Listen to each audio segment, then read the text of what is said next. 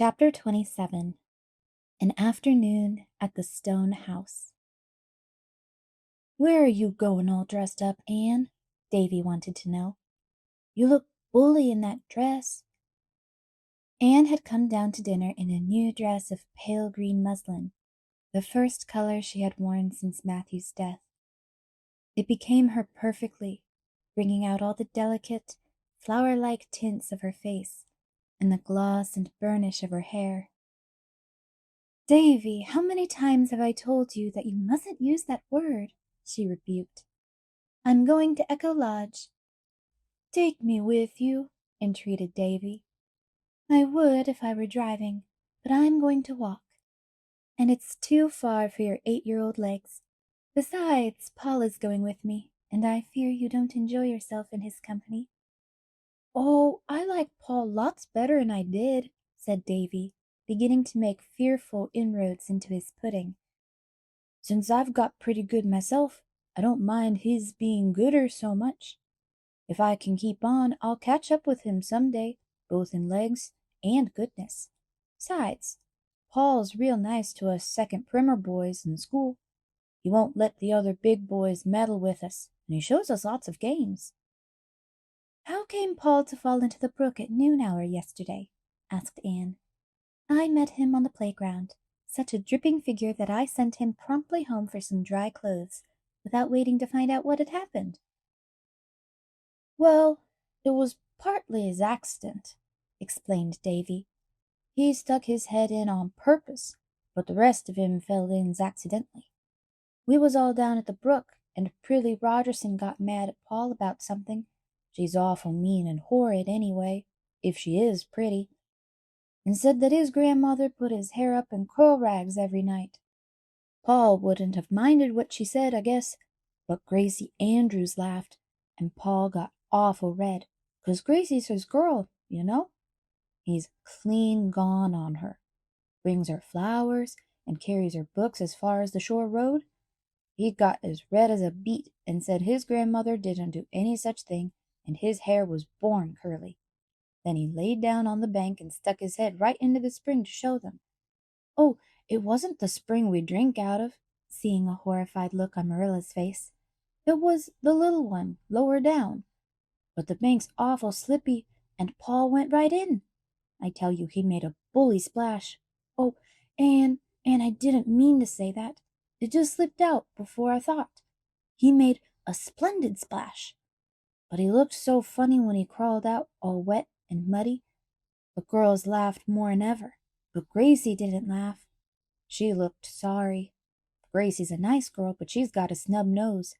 When I get big enough to have a girl, I won't have one with a snub nose. I'll pick one with a pretty nose like yours, Anne." "A boy who makes such a mess of his syrup all over his face while he is eating his pudding will never get a girl to look at him," said Marilla severely. "But I'll wash my face before I go courtin'," protested Davy, trying to improve matters by rubbing the back of his hand over the smears. "And I'll wash behind my ears, too, without bein' told. I remembered this morning, Marilla. I don't forget half as often as I did, but," and Davy sighed, "there's so many corners about a fellow that it's awful hard to remember them all. Well, if I can't go to Miss Lavendar's, I'll go over and see Mrs. Harrison. Mrs. Harrison's an awful nice woman, I tell you. She keeps a jar of cookies in her pantry a purpose for little boys, and she always gives me the scrapings out of a pan she's mixed up a plum cake in. A good many plums stick to the sides, you see. Mr. Harrison was always a nice man, but he's twice as nice since he got married over again. I guess getting married makes folks nicer. Why don't you get married, Marilla? I want to know." Marilla's state of single blessedness had never been a sore point with her, so she answered amiably, with an exchange of significant looks with Anne, that she supposed it was because nobody would have her. "But maybe you never asked anybody to have you," protested Davy. "Oh, Davy," said Dora primly, shocked into speaking without being spoken to. "It's the men that have to do the asking." I don't know why they have to do it always, grumbled Davy. Seems to me everything's put on the men in this world. Can I have some more pudding, Marilla? You've had as much as was good for you, said Marilla, but she gave him a moderate second helping. I wish people could live on pudding. Why can't they, Marilla? I want to know. Because they'd soon get tired of it. I'd like to try that for myself, said skeptical Davy. But I guess it's better to have pudding only on fish and company days than none at all. They never have any at Milty Boulter's. Milty says when company comes, his mother gives them cheese and cuts it herself, one little bit apiece, and one over for manners. If Milty Boulter talks about his mother like that, at least you needn't repeat it, said Marilla severely. Bless my soul! Davy had picked up this expression from Mr. Harrison and used it with great gusto. Milty meant it as a compliment. He's awful proud of his mother, 'cause folks say she could scratch a living on a rock. I suppose them pesky hens are in my pansy bed again, said Marilla, rising and going out hurriedly.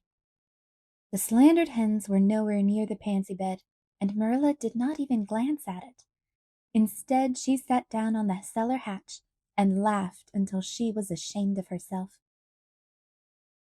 When Anne and Paul reached the stone house that afternoon, they found Miss Lavendar and Charlotta the Fourth in the garden, weeding, raking, clipping, and trimming as if for dear life. Miss Lavendar herself, all gay and sweet in the frills and laces she loved, dropped her shears and ran joyously to meet her guests, while Charlotta the Fourth grinned cheerfully. Welcome, Anne! I thought you'd come today. You belong to the afternoon, so it brought you. Things that belong together are sure to come together. What a lot of trouble that would save some people if they only knew it. But they don't, and so they waste beautiful energy moving heaven and earth to bring things together that don't belong. And you, Paul, why, you've grown. You're half a head taller than when you were here before. Yes, I've begun to grow like pigweed in the night, as Mrs. Lynde says, said Paul, in frank delight over the fact. Grandma says it's the porridge taking effect at last. Perhaps it is. Goodness knows, Paul sighed deeply. I've eaten enough to make anyone grow. I do hope now that I've begun, I'll keep on till I'm tall as father. He is 6 feet, you know, Miss Lavendar. Yes, Miss Lavendar did know. The flush on her pretty cheeks deepened a little. She took Paul's hand on one side and Anne's on the other, and walked to the house in silence. Is it a good day for the echoes, Miss Lavendar? Queried Paul anxiously. The day of his first visit had been too windy for echoes, and Paul had been much disappointed.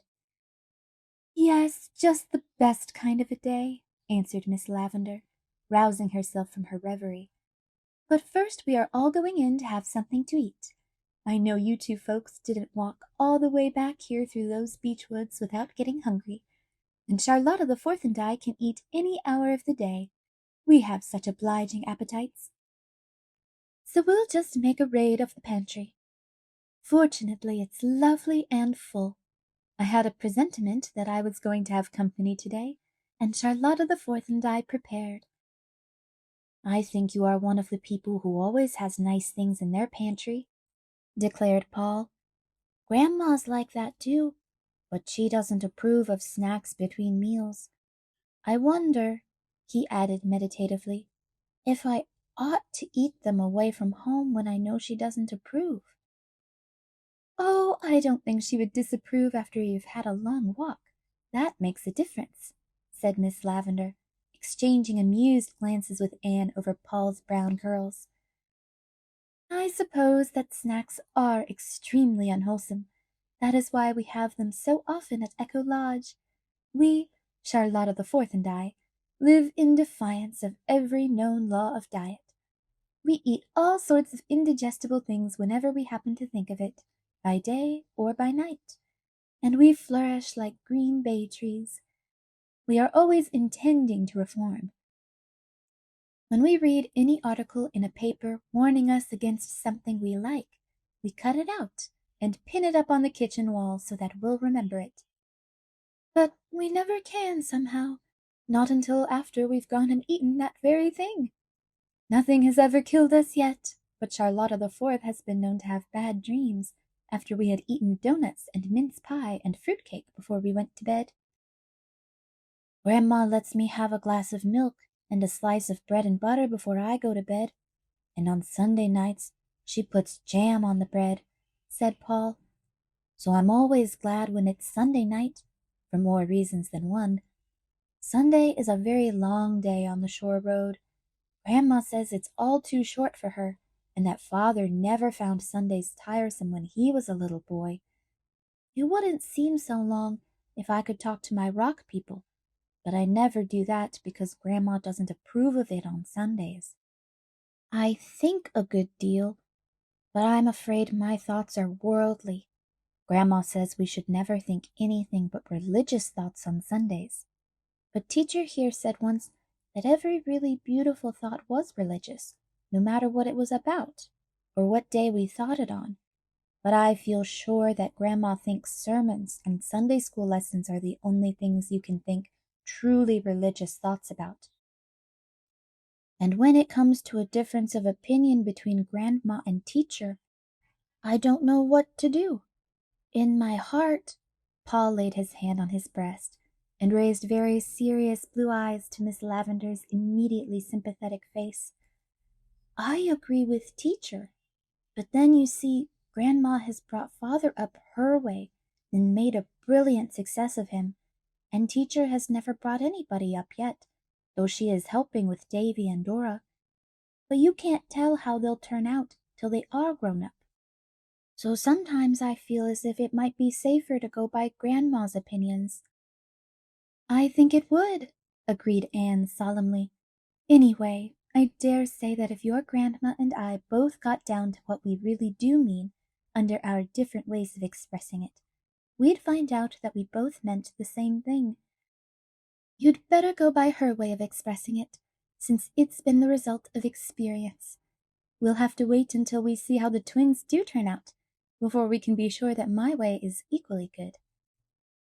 After lunch they went back to the garden, where Paul made the acquaintance of the echoes, to his wonder and delight, while Anne and Miss Lavendar sat on the stone bench under the poplar and talked. "So you are going away in the fall," said Miss Lavendar wistfully. "I ought to be glad for your sake, Anne, but I'm horribly, selfishly sorry. I shall miss you so much. Oh, sometimes I think it is no use to make friends. They only go out of your life after a while and leave a hurt that is worse than the emptiness before they came." "That sounds like something Miss Eliza Andrews might say, but never Miss Lavendar," said Anne. "Nothing is worse than emptiness, and I'm not going out of your life. There are such things as letters and vacations. Dearest, I'm afraid you're looking a little pale and tired." "Oh, hoo, hoo, hoo," went Paul on the dike, where he had been making noises diligently, not all of them melodious in the making, but all coming back transmuted into the very gold and silver of sound by the fairy alchemists over the river. Miss Lavendar made an impatient movement with her pretty hands. "I'm just tired of everything, even of the echoes. There is nothing in my life but echoes. Echoes of lost hopes and dreams. They're beautiful and mocking. Oh, Anne, it's horrid of me to talk like this when I have company. It's just that I'm getting old, and it doesn't agree with me. I know I'll be fearfully cranky by the time I'm 60, but perhaps all I need is a course of blue pills." At this moment Charlotta the Fourth, who had disappeared after lunch, returned, and announced that the northeast corner of Mr. John Kimball's pasture was red with early strawberries, and wouldn't Miss Shirley like to go and pick some? "Early strawberries for tea!" exclaimed Miss Lavendar. "Oh, I'm not so old as I thought, and I don't need a single blue pill. Girls, When you come back with your strawberries, we'll have tea out here under the silver poplar. I'll have it all ready for you with some home-grown cream." Anne and Charlotta the Fourth accordingly betook themselves back to Mr. Kimball's pasture, a green, remote place where the air was as soft as velvet, and fragrant as a bed of violets, and golden as amber. "Oh, isn't it sweet and fresh back here?" breathed Anne. "I just feel as if I were drinking in the sunshine." "Yes, ma'am, so do I. That's just exactly how I feel too, ma'am," agreed Charlotta the Fourth, who would have said precisely the same thing if Anne had remarked that she felt like a pelican of the wilderness. Always after Anne had visited Echo Lodge, Charlotta the Fourth mounted to her little room over the kitchen, and tried before her looking-glass to speak and look and move like Anne. Charlotta could never flatter herself that she quite succeeded, but practice makes perfect, as Charlotta had learned at school, and she fondly hoped that in time she might catch the trick of that dainty uplift of chin, that quick, starry outflashing of eyes, that fashion of walking as if you were a bough swaying in the wind. It seemed so easy when you watched Anne. Charlotta the Fourth admired Anne wholeheartedly. It was not that she thought her so very handsome. Diana Barry's beauty of crimson cheek and black curls was much more to Charlotta the Fourth's taste than Anne's moonshine charm of luminous gray eyes and the pale, ever-changing roses of her cheeks. "But I'd rather look like you than be pretty," she told Anne sincerely. Anne laughed, sipped the honey from the tribute, and cast away the sting. She was used to taking her compliments mixed. Public opinion never agreed on Anne's looks. People who had heard her called handsome met her and were disappointed. People who had heard her called plain saw her and wondered where other people's eyes were. Anne herself would never believe that she had any claim to beauty. When she looked in the glass, all she saw was a little pale face with 7 freckles on the nose thereof. Her mirror never revealed to her the elusive, ever-varying play of feeling that came and went over her features, like a rosy, illuminating flame, or the charm of dream and laughter alternating in her big eyes. While Anne was not beautiful in any strictly defined sense of the word, she possessed a certain evasive charm and distinction of appearance that left beholders with a pleasurable sense of satisfaction in that softly rounded girlhood of hers, with all its strongly felt potentialities. Those who knew Anne best felt, without realizing that they felt it, that her greatest attraction was the aura of possibility surrounding her, the power of future development that was in her. She seemed to walk in an atmosphere of things about to happen. As they picked, Charlotta the Fourth confided to Anne her fears regarding Miss Lavendar. The warm-hearted little handmaiden was honestly worried over her adored mistress's condition. "Miss Lavendar isn't well, Miss Shirley, ma'am." "I'm sure she isn't, though she never complains. She hasn't seemed like herself this long while, ma'am. Not since that day you and Paul were here together before. I feel sure she caught cold that night, ma'am. After you and him had gone, she went out and walked in the garden for a long after dark, with nothing but a little shawl about her. There was a lot of snow on the walks, and I feel sure she got a chill, ma'am. Ever since then I've noticed her acting tired and lonesome-like. She doesn't seem to take an interest in anything, ma'am. She never pretends company's coming, nor fixes up for it, nor nothing, ma'am. It's only when you come she seems to chirk up a bit. And the worst sign of all, Miss Shirley, ma'am." Charlotta the Fourth lowered her voice as if she were about to tell some exceedingly weird and awful symptom indeed, "is that she never gets cross now when I break things. Why, Miss Shirley, ma'am, yesterday I broke her green and yaller bowl that has always stood on the bookcase. Her grandmother brought it from England, and Miss Lavendar was awful choice of it.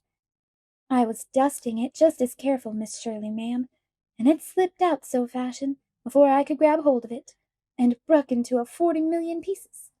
I tell you I was sorry and scared. I thought Miss Lavendar would scold me awful, ma'am, and I'd rather she had than take it the way she did. She just come in and hardly looked at it and said, 'It's no matter, Charlotta. Take up the pieces and throw them away.' Just like that, Miss Shirley, ma'am. Take up the pieces and throw them away, as if it wasn't her grandmother's bowl from England. Oh, she isn't well, and I feel awful bad about it. She's got nobody to look after her but me." Charlotta the Fourth's eyes brimmed up with tears. Anne patted the little brown paw holding the cracked pink cup sympathetically. "I think Miss Lavendar needs a change, Charlotta. She stays here alone too much. Can't we induce her to go away for a little trip?" Charlotta shook her head, with its rampant bows, disconsolately. "I don't think so, Miss Shirley, ma'am. Miss Lavendar hates visiting. She's only got 3 relatives she ever visits, and she says she just goes to see them as a family duty. Last time when she come home, she said she wasn't going to visit for family duty no more. 'I've come home in love with loneliness, Charlotta,' she says to me, 'and I never want to stray from my own vine and fig tree again. My relations try so hard to make me an old lady, and it has a bad effect on me.' Just like that, Miss Shirley, ma'am. It has a very bad effect on me. So I don't think it would do any good to coax her to go visiting." "We must see what can be done," said Anne decidedly, as she put the last possible berry in her pink cup. "Just as soon as I have my vacation, I'll come through and spend a whole week with you. We'll have a picnic every day and pretend all sorts of interesting things, and see if we can't cheer Miss Lavendar up." "That will be the very thing, Miss Shirley, ma'am," exclaimed Charlotta the Fourth in rapture. She was glad for Miss Lavendar's sake, and for her own, too. With a whole week in which to study Anne constantly, she would surely be able to learn how to move and behave like her. When the girls got back to Echo Lodge, they found that Miss Lavendar and Paul had carried the little square table out of the kitchen to the garden, and had everything ready for tea. Nothing ever tasted so delicious as those strawberries and cream, eaten under a great blue sky, all curdled over with fluffy little white clouds, and in the long shadows of the wood with its lispings and its murmurings. After tea, Anne helped Charlotta wash the dishes in the kitchen, while Miss Lavendar sat on the stone bench with Paul, and heard all about his rock people. She was a good listener, this sweet Miss Lavendar. But just at the last it struck Paul that she had suddenly lost interest in the twin sailors. "Miss Lavendar, why do you look at me like that?" he asked gravely. "How do I look, Paul?" "Just as if you were looking through me at somebody I put you in mind of," said Paul, who had such occasional flashes of uncanny insight that it wasn't quite safe to have secrets when he was about. "You do put me in mind of somebody I knew long ago," said Miss Lavendar dreamily. "When you were young?" "Yes, when I was young. Do I seem very old to you, Paul?" "Do you know, I can't make my mind up about that," said Paul confidentially. "Your hair looks old. I never knew a young person with white hair, but your eyes are as young as my beautiful teacher's when you laugh. I tell you what, Miss Lavendar," Paul's voice and face were as solemn as the judge's, "I think you would make a splendid mother. You have just the right look in your eyes, the look my little mother always had. I think it's a pity you hadn't any boys of your own." "I have a little dream boy, Paul." "Oh, have you really? How old is he?" "About your age, I think. He ought to be older because I dreamed him up a long time ago, before you were born. But I'll never let him get any older than 11 or 12, because if I did, some day he might grow up altogether, and then I'd lose him." "I know," nodded Paul. "That's the beauty of dream people. They stay any age you want them. You and my beautiful teacher and me myself are the only folks in the world that I know of that have dream people. Isn't it funny and nice we should all know each other? But I guess that kind of people always find each other out. Grandma never has dream people, and Mary Joe thinks I'm wrong in my upper story because I have them. But I think it's splendid to have them. You know, Miss Lavender. Tell me all about your little dream boy. He has blue eyes and curly hair. He steals in and wakens me every morning with a kiss. Then all day he plays here in the garden, and I play with him. Such games as we have! We run races and talk with the echoes, and I tell him stories. And when twilight comes, I know, interrupted Paul eagerly. He comes and sits beside you, so, because of course at 12 he'd be too big to climb into your lap, and he lays his head on your shoulder, so, and you put your arms about him and hold him tight, tight, and you rest your cheek on his head. Yes, that's the very way. Oh, you do know, Miss Lavender. Anne found the two of them there when she came out of the stone house, and something in Miss Lavender's face made her hate to disturb them. I'm afraid we must go, Paul, if we want to get home before dark. Miss Lavender, I'm going to invite myself to Echo Lodge for a whole week pretty soon. If you come for a week, I'll keep you for 2, threatened Miss Lavender.